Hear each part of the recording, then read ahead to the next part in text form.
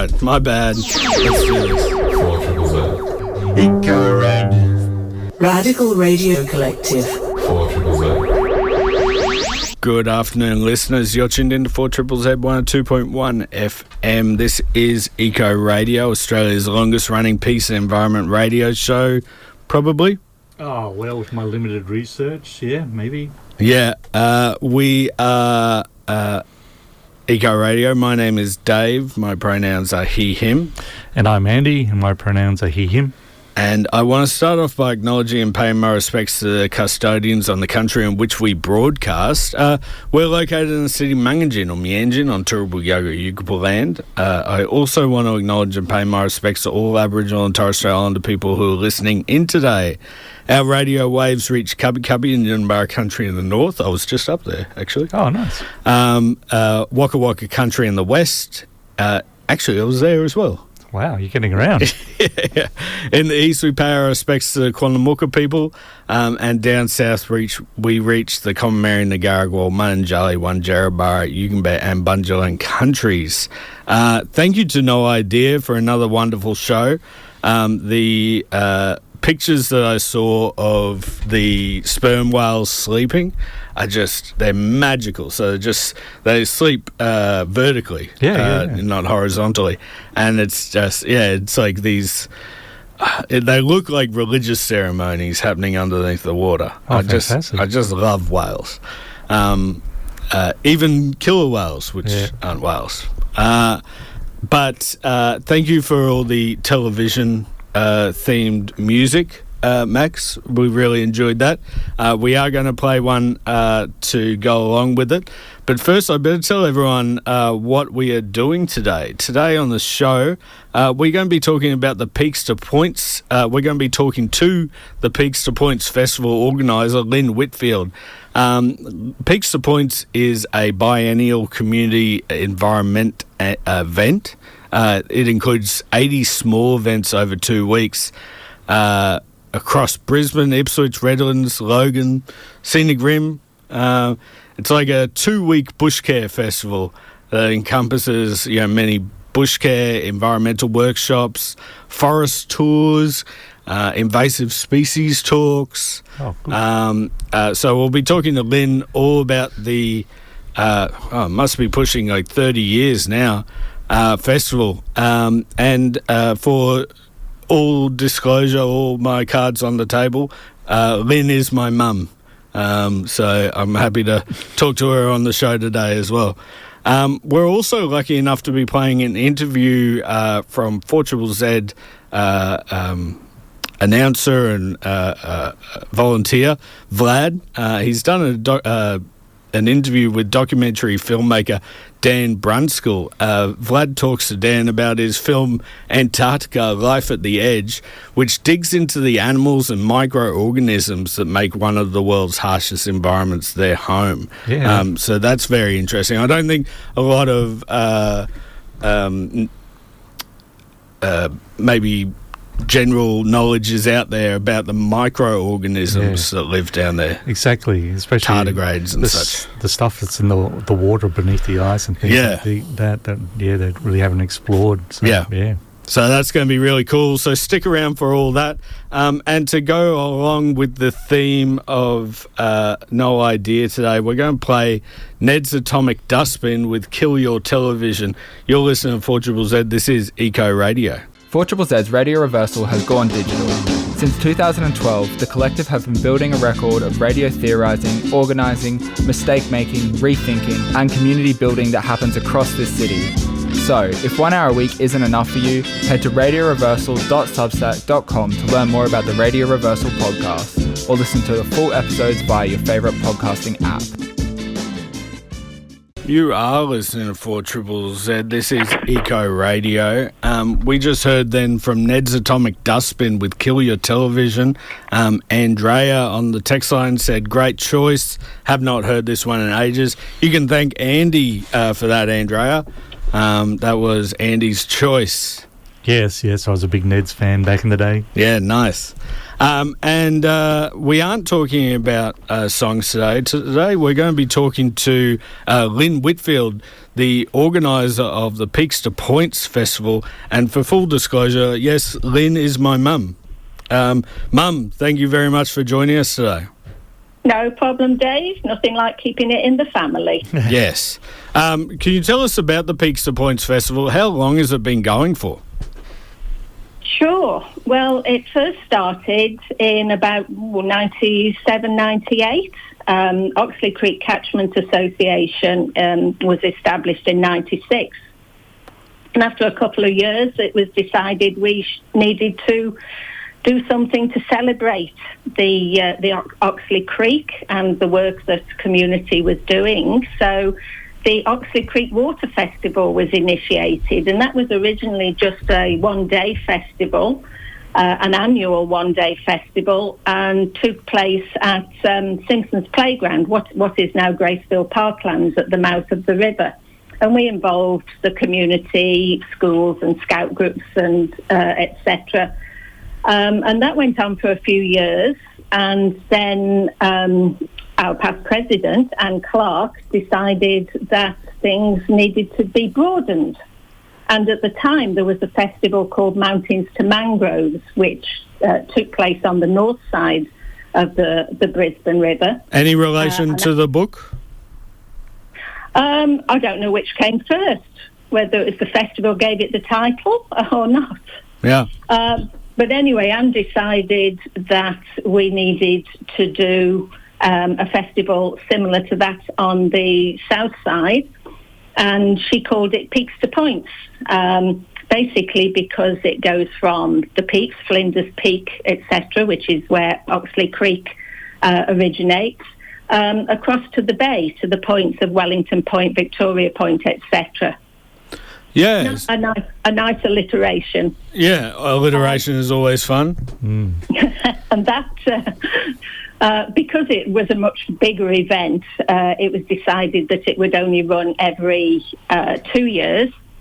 And I think that started in about 2008. So we've run pretty much every 2 years since then. And it was basically a celebration of all the groups that are working in the local environments across from Ipswich, Brisbane, Logan to Redlands. Yeah, so we decided we'd have a family day and get everybody together, and that took place at the Oxley Creek Common. Yeah, there is no family day this year, but Correct. the events have been in some form similar. They've been going for 30 years, which is phenomenal for a community-run event at all. Yeah, and people look forward to it. We had quite a number of people asking were we actually going to do a family day this year, but for various reasons we haven't. But it's turned out that we've actually had more events than we would normally have. So the Peaks to Points Festival was both a family day and a number of events across that south side of the Brisbane River. This year we've had something like more than 80 events taking place across the 16 days of the festival. Yeah, that's crazy. Quite amazing. It's 30 or almost 30 of them are just bushcare events, but there's everything ranging from butterfly counts and nature journaling. It's just Verge Gardens is another one. It's just a huge plethora of environmental events that anyone can get along to. What have been some of your favourite memories of the 30 years that you've been organising these festivals? Well, I've done a number of tours of the Greenbank military area, which I hope people realise is a huge area of pretty much pristine woodlands and wetlands, just south of of Johnson Road and the Logan motorway. So it's in Logan, but the Oxley Creek and Blunder Creek actually pass through it. And I've always loved going around that area because you see so many different things. I was there a couple of days ago and we saw a dingo and a lace monitor. Not normal occurrences in suburban areas in Brisbane. No, but because the land is restricted because it's a firing range and artillery range, these... they're basically protected. Yeah. So, and the Department of Defence are doing some great work in getting rid of cat's claw creeper, which is a main weed problem. Throughout southeast Queensland, not just the Oxley Creek area. Yeah, that's a good point. It's not completely pristine, even though people aren't allowed in there generally. The weeds do not abide by this restriction. Cat's claw, lantana, these things will get in any way they can. They come in from the surrounding, because it's surrounded by residential areas, so they come in from people's gardens. Yeah, I actually understand that there are frill-neck lizards down there as well, which I always thought were a desert species, but just phenomenal that we have those. A visit a couple of years ago, we saw a frill-neck lizard alongside the road there. Yeah. So what have people got to look forward to now? We're probably almost a week in to the festival at this point. Yeah, well, there's a few things happening that I'd like to point out. We've got a forum and half a dozen speakers about invasive species at the Griffith Uni Eco Centre this evening. So we'll be talking about cats, deer, weeds, fire ants. Yeah, it should be really interesting. Yeah. Yep. Sorry, go on. Yeah, well, I was going to say, you mentioned a Verge Garden workshop earlier, and that's happening on Friday afternoon at Archerfield Wetlands Community Hub. Gail Dallaston from the Shady Lanes organisation will lead that. Yeah. Still at Ocker, we've got a plant sale on Saturday, this coming Saturday in the morning. So a lot of, obviously, native plants, ground covers and shrubs for sale at $3 each. Yeah, there's a bunch of different animal and invertebrate talks going on. You're going to be talking to Brett Malcolm of Brett Finds Frogs, which is very interesting. Yeah, that's on the Tuesday, the 4th of August. We've got a forum, this time at the Archerfield Wetlands, on citizen science projects. So, Brett will be talking about frog ID. Kate will be talking about echidna detectives. Jutta will be talking about Brisbane's big butterfly count. Yeah. So, another really interesting and informative evening there. Yeah. It's just a one-stop shop. There seems to be everything for everyone. Well, I hope so. That's what we've tried to make it. There's kids' activities as well at Karawatha. There's weed ID and bee workshops. There's a bee hotel making workshop. Bulimba Creek Catchment Coordinating Committee have got a workshop making book costumes out of recycled materials. Oh, yeah. Be interesting to see what the kids come up with at that one. Yeah.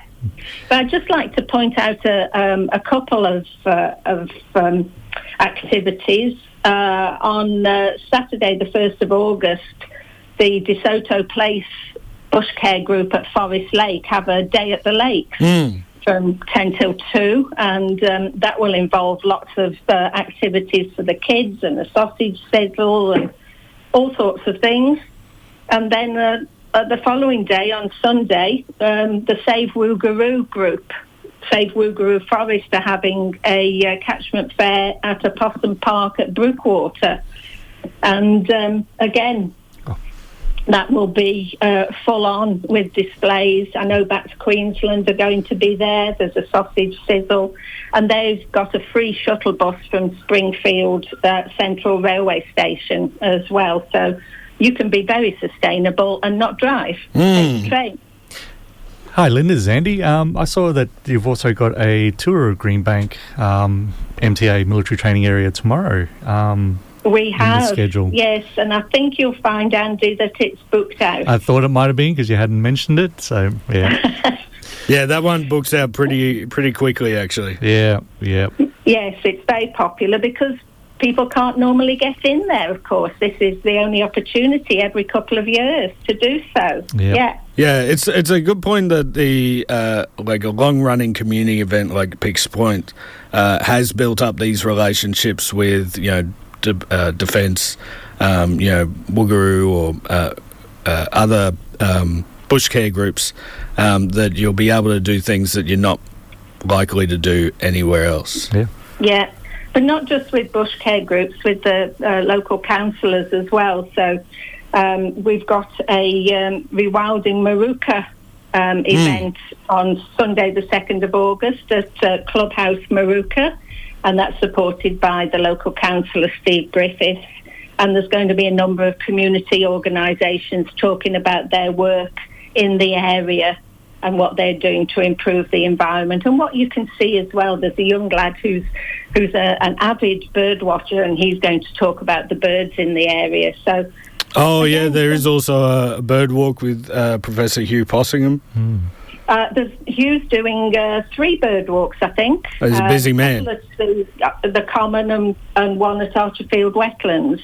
Oh, okay. And there's also spotlighting. So if you're up early and you're also out late, you can go spotlighting in Toohey Forest or in Greenbank or Springfield. This is the proper purpose for burning the candle on both ends. Early morning bushcare and bird walks and late night spotlighting. That's right, yes. We've got something for everyone. I just want to ask you, Mum, you've been doing this for 30 years with the Oxley Creek Catchment Association. You've been through countless floods, droughts, the Millennium Drought, obviously the biggest one. What have you seen is the trajectory of people caring about the environment over the last 30 years? I think people are caring more about the environment the more they see it. So COVID really sort of kicked off a lot of people's appreciation about the environment because they were restricted as to, going to work or going out. Or areas like the Oxley Creek Common saw a huge uptake in the number of people actually finding out about it and going for walks there. So anytime you go past the Common on the weekends, the car park's chockers with people just bird watching or just having a party there, just going for a walk or a cycle along the path. Yeah, so you're hopeful for the way that Brisbane is going with environmental matters? Yeah, but I think you've got to keep raising awareness about the issues and encouraging people to participate.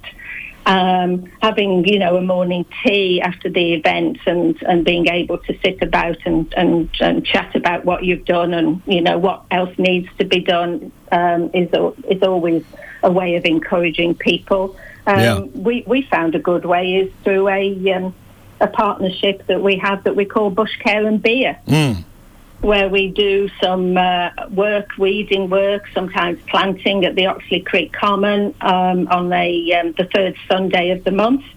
And then we follow it up with a free beer at, it used to be Helios Brewing before they closed, but we now go to Hiker Brewing in Salisbury. Yeah. So that's I've seen that's been very popular. To come along. So is there anything that you would like to leave our listeners with? Check out the Peaks to Points website. There's still heaps of events to attend. And just come along, make yourself known to people, get stuck in there to the Bushcare. We don't bite. We'll welcome you with open arms. We always need volunteers to these sorts of things. Get out there and enjoy the environment. Yeah, fantastic. Sorry, Andy. Yeah, thanks, Lynn, for doing that. I think it's really important to raise people's awareness about the importance of green spaces in urban environments, and doing work with Bushcare and the Peaks to Points Festival. I think it's an amazing work that you and other groups are doing just to keep that the local environment in people's minds. Otherwise, people can get a bit complacent and just not see it. So thanks for pulling it all together. No, but you have to have fun while you're doing it as well. And I might just mention one last event. We've got a trivia night, an eco trivia night coming up on the 8th of August at Helios Brewing. So, even though it's closed, it's opening for one night, right? Well, they seem to open at sort of odd times. They're still brewing, as far as I understand, and they are open for functions. And so Scott and Sarah very kindly opened up for us, and we'll have a great night, I'm sure. You'll be there, won't you, Dave? Yes, I will. Mm-hmm. I will be trying my best to win all of the trivia questions. Where can people find out more about the Peaks to Points Festival? Okay, the website has got all the information on www.peaks2points.com.au/festival-program. We'll take you to a list of all the events. You'll be able to find out more information. There's a couple that you will need to register for because numbers will be limited. But basically, get out, check it out, and come and join us. Yeah, fantastic. Thank you very much, Lynn, for joining us. That's okay, Dave. Okay, you're listening to 4ZZZ. This is Eco Radio. 4ZZZ presents Cracked Rhinestones 2. We're saddling up the horses again. Crack of Sparrows and the Rhinestone Cowgirl. Bris Vegas's premier country and western radio shows return with Cracked Rhinestones 2. Right on down to the Cave Inn. Saturday, 8th of August for a lineup bigger than Texas. Waiting for Brenda, Sammy Snide, Chloe Marks and the Mayhem, Cosmic Cowboys and the Incognitos, camping, Acid Arrow, all the way from Melbourne. And Super Fried does the Blues Brothers. The last round sold out, so you better get a wriggle on. Doors at 3 p.m. and fair income prices too. Pre-sale $25 for Z subs, $35 for non-subs. Honey, I got you now. Geez, that would be a great gig, or it is going to be a great gig. I proclaim it. That is the Cracked Rhinestones gig number 2. There's always a hoot. And we just heard then from A Delicate Murder with Black Butterfly. I was talking off air with Lynn, my mum, the organiser of the Peaks to Points Festival, and she was also saying that, she's been doing this for a long time and that she needs a bit of help. So if there's anyone out there that wants to get into organising a biennial environment festival, there's opportunities there for you.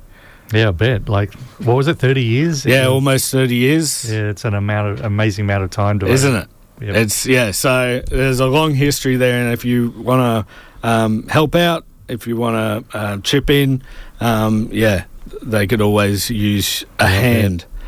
And if you also want to chip in or help out with 4ZZZ, the first stop is subscribing. Yeah, of course. All announcers and all volunteers here are subscribers. We've all gone to 4zzz.org.au/support and signed up for a yearly subscription. We could also have gone down to the reception and talked to Vlad or one of the amazing receptionists about subscribing. If you do that this month, what can people expect, Andy? Great question. They can expect to go into the running to score a $200 voucher from Garage Sounds Record Store over at Upper Mount Gravatt. So if you've got some itching to get some vinyl records, CDs, cassettes, books, DVDs, merch, and other stuff, go in the running to get $200 voucher. You can do that for as little as $40 for a basic subscription, and that's like a $40 raffle ticket to buy to win a $200 prize. And I'm just going to let everyone in on a little secret. If they don't already know, not a lot of people subscribe outside of Radiothon, which is coming up in a couple of weeks. So going in now at the end of the month could actually win you a good, statistically speaking. Yeah, so a lower pool of numbers in there, So just a secret between me and you, Andy, though. Okay, I won't share it with anyone. No. If you want to subscribe to 4ZZZ, go 4zzz.org.au/support. We're going to be back after another break with a interview that Vlad has done with documentary filmmaker Dan Brunskill about Antarctica and the microorganisms that call one of the harshest environments in the world their home. You're listening to 4ZZZ Eco Radio. Are you renovating, restocking your classroom craft stash, building a sci-fi film set, looking for an out-of-the-ordinary material to complete your art project? Conveniently located in Wollongabba, Reverse Garbage Queensland is a treasure trove of raw material for every kind of creative. It's like a hardware, craft and office supply store all in one place, at half retail price or less. Add an extra 10% off with a 4ZZZ sub-discount. Everything in-store is industrial discard from around Brisbane, so when you buy something, you're saving it from landfill. Reverse Garbage is a proud 4ZZZ subscriber discount outlet. Dan Brunskill, welcome to 4ZZZ. How are you? Thanks for having me, mate. Yeah, no, really glad to be here. Cool. We're here to talk about your short documentary, Antarctica, Life at Edge, which is currently screening on online version of Melbourne Documentary Film Festival. How are you going so far? We're like third week into the festival. Yeah. So we're 3 weeks into the festival, and honestly, it's been an absolute thrill to showcase this story to the world. It's been a long time coming. We're beyond words because we never really honestly expected to break into a capital market. Sure, we'd approach regional festivals and we got a lot of activity around there, but never into a capital market. And so we're really thrilled to be screening at the Melbourne Documentary Film Festival. The feedback that I've received so far has just been enormous and really heartwarming because we're really opening up a taboo world that people haven't really got the experience to explore. We're diving into realms that have never really been seen before or heard before. For example, we even managed to showcase an orange minke whale, which is completely rare. And we're just over the moon that we've even been able to capture something like that. And it's really kind of pricked the ears up with scientists because it's data that's been projected out there for them to analyse and understand this really unique world that's at the bottom of our planet. Footage look amazing. So you travel to the most extreme environment on Earth, aboard of the ship older than the Titanic. What was the physical trip like to Antarctica, and how close to the failure or to some extreme conditions were you? Yeah. Look, to really just be on a tour ship sailing towards Antarctica was a story within itself. Crossing the Drake Passage is, in my words, definitely not for the faint-hearted. I think I was bedbound for about 6 days as we were traversing because I was just so seasick. Luckily, we had a big crew helping us get from A to B, but the weather down there is really its own person down there. It's so extreme. It's something I've never really seen before. The waves are enormous, but when we hit Antarctica, the weather just changed completely again. It was calm, and then every hour the clouds would come over the mountains. You'd be hit with a wall of ice storms, and that is something that I've really taken away. Is I've never felt elements so severe, and I was in thermal gear down there, so that was really incredible. But being in a landscape where there is no grass, there is no trees, there's nothing, it's just white. It really kind of gave me a sense of isolation down there, and I kind of felt for the people who explored this remote area. So when you came across a colony of penguins or anything of animal likeness, you felt like they were like your only friends down there. So there was that kind of mutual respect to be intrigued and curious about the world you're in. The premise of the film asks how close to the failure can life exist and still persist. How did you get the first idea for the documentary, and how did you connect with the scientists going on this expedition?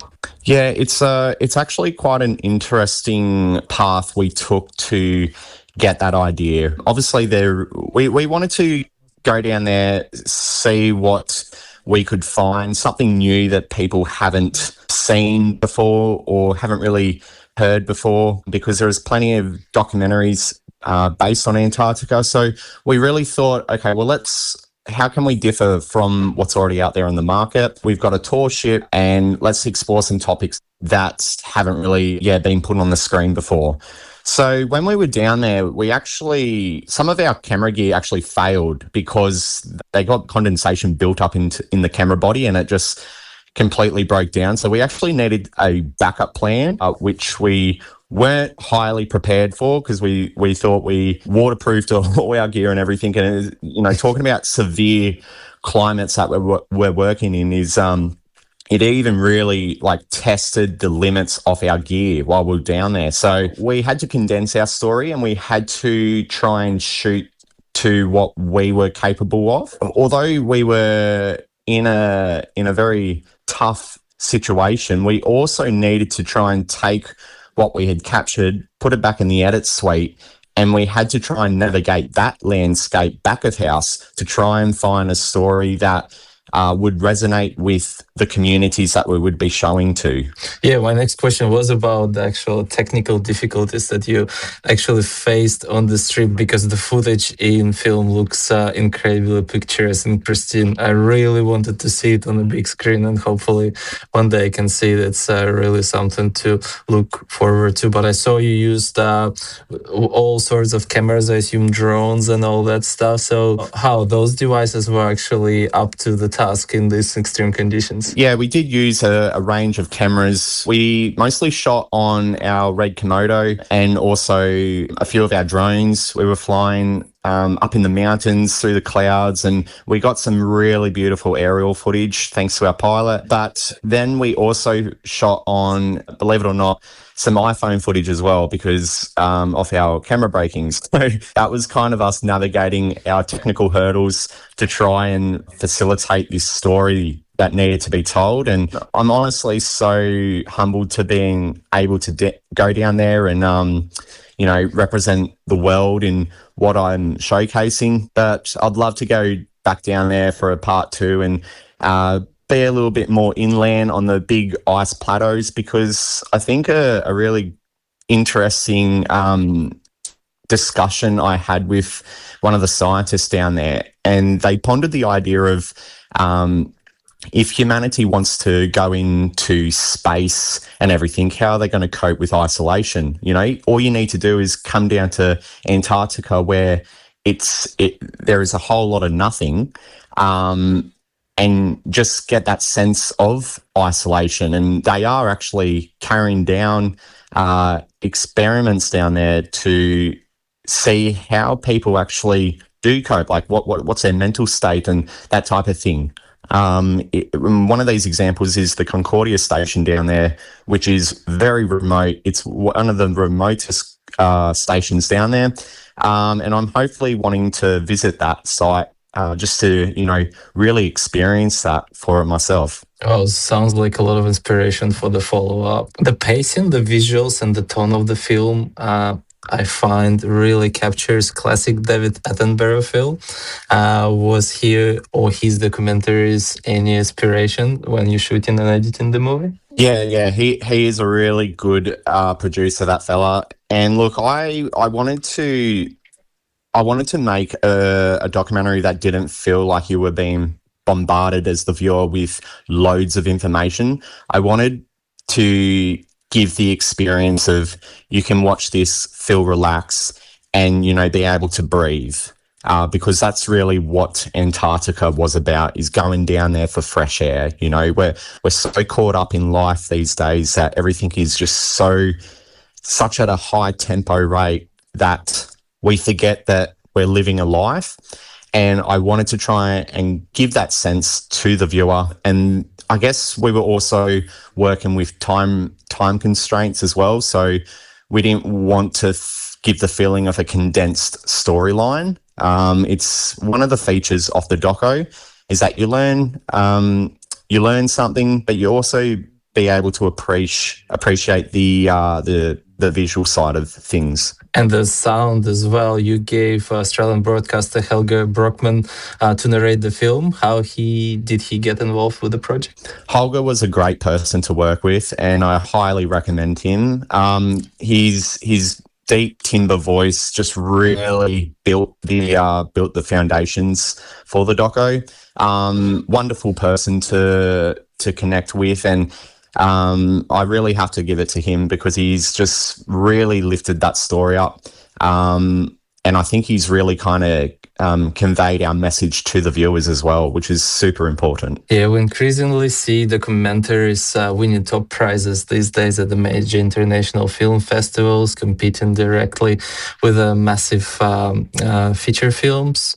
Why do you think documentary genre has so much cultural moment? I think festivals are important because they do give a different side to cinema. And because it is an industry of such competitiveness, I think it gives a chance to these smaller filmmakers to be able to put just a unique touch to that industry. And in return, I think festivals also build up a really important platform to raise what talent there is out there and give them a chance at, you know, upping their level and building upon their career to broader audiences that might be wanting a different taste to what is unique about our planet. And I think that's the really important thing about festivals. And I always encourage people to go out there, support your local festival, because they do give that sense of you're going to learn something new and something you probably haven't seen before.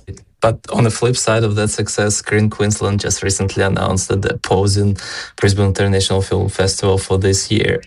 And as an Australian filmmaker, as a Brisbane filmmaker, how does this loss of the major platform like Beef impacted you, or do you have any thoughts about it? Yeah, look, this is disappointing, but it's not to say that, you know, the cinema is really kind of going down a rough era at the moment where funding is very tight.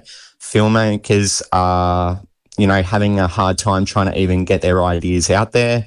I think it's really kind of mirroring what the economy in the global sense is going through at the moment. Everybody is tightening their belts. Yes, some festivals are going to naturally want to close, but obviously that puts more pressure on other festivals because those applicants have to go elsewhere to search for.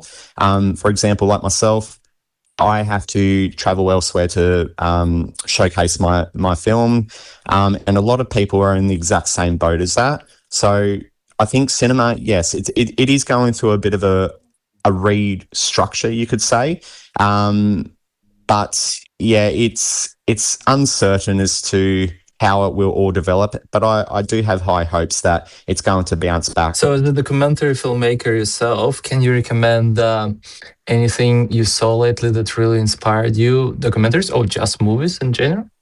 There is actually quite a diverse amount of creativity out there, and I've got to give some remarks about the newest release of Odyssey, which is one of the first full-length features that have been completely shot on IMAX, and just to see the behind-the-scenes efforts for them to go to huge efforts to capture that is just absolutely amazing. And those movies really kind of inspire me to really pursue a career in film. But another one I'm also looking at, and I'm currently working on a script that is of a thriller survivor story. There is a movie called 4, and these movies have been really quite popular with viewers because they physically give them an experience. Now, 4 is about a person who's trapped on a antenna tower and the ladder falls and they're stuck on top of this tower. And the viewer gets this sense of vertigo. And it's such a simplistic kind of concept, which is absolutely amazing because it's also low budget, but it's there is so many elements to that gives the writer so much edge and uniqueness to be able to push that out into the markets. Nice. Yeah, I think Fall 2 is coming out this year as well. Oh, great. Yeah, I'm totally down for that.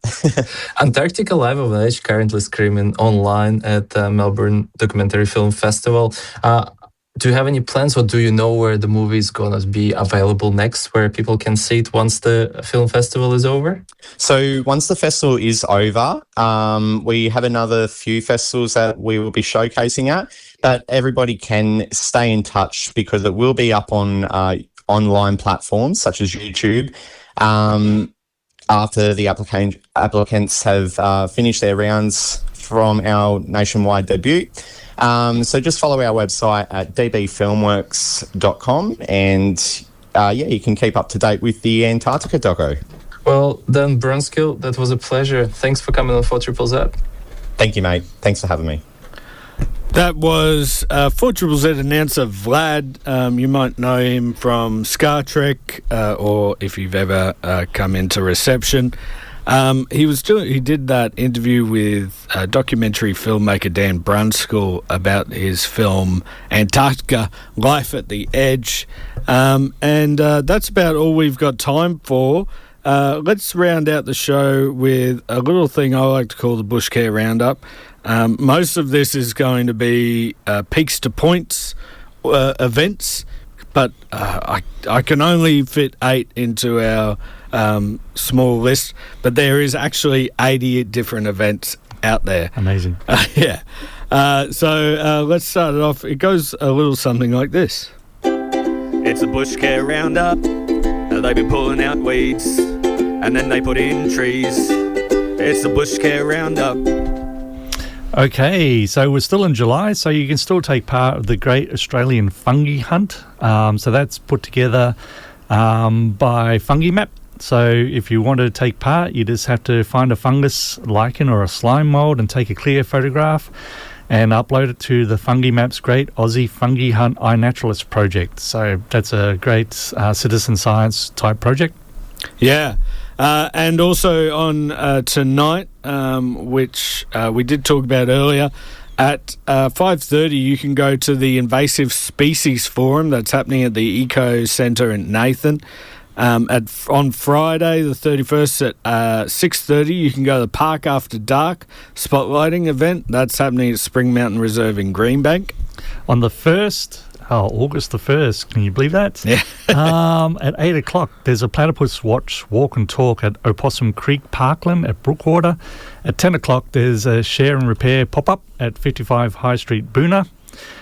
Also at 10 o'clock, it's Lake Day, celebrating and protecting Forest Lakes wildlife and waterways at the Forest Lake Stage, Forest Lake Boulevard. A lot of lakes, a lot of forests down there. Not really, it's mostly houses now. Yeah. On Sunday the 2nd at 7 o'clock, you can go to a guided bird walk with Professor Hugh Possingham. Always a pleasure to talk to Hugh. At 8 o'clock, you can go to the Bushcare at Baruda, Hanlon Park. That's in Stones Corner. And at 9 o'clock, you can go to the Woogaroo Catchment Fair. That's happening at Opossum Creek Parklands in Brookwater. Yeah, a lot of things you can get involved in. Just head to Peaks of Points, find them on social media. Find us on social media. We put up all this, all the information we can. We just love for people to get involved with the environment around us. Yes, definitely get out into the environment. Yeah. Go dig some holes, go pull out some weeds, plant in native trees, whatever you can do. Just, listen to people who make this their life. You don't have to be an expert in everything or even one thing. You can just enjoy hearing people talk about platypuses or birds or frogs or, whatever. Or weeds. Or weeds, if that's their thing. That's their thing. We're going to send you across now to the feedback loop with Soph and Emmy. Thank you so much for listening in today. Stick around. I'm going to... So, Emmy and Soph always play a Smashing Pumpkins song as the start of their show, and I've taken to guessing what song that will be. Guessing poorly, I should. Yeah, I have been guessing poorly. I've been guessing so poorly. I sometimes say the same song that they played last week. But today I can't see it.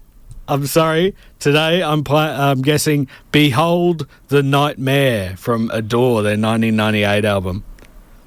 I'm not seeing any thumbs up, so I've guessed wrong. You'll just have to stick around and listen in.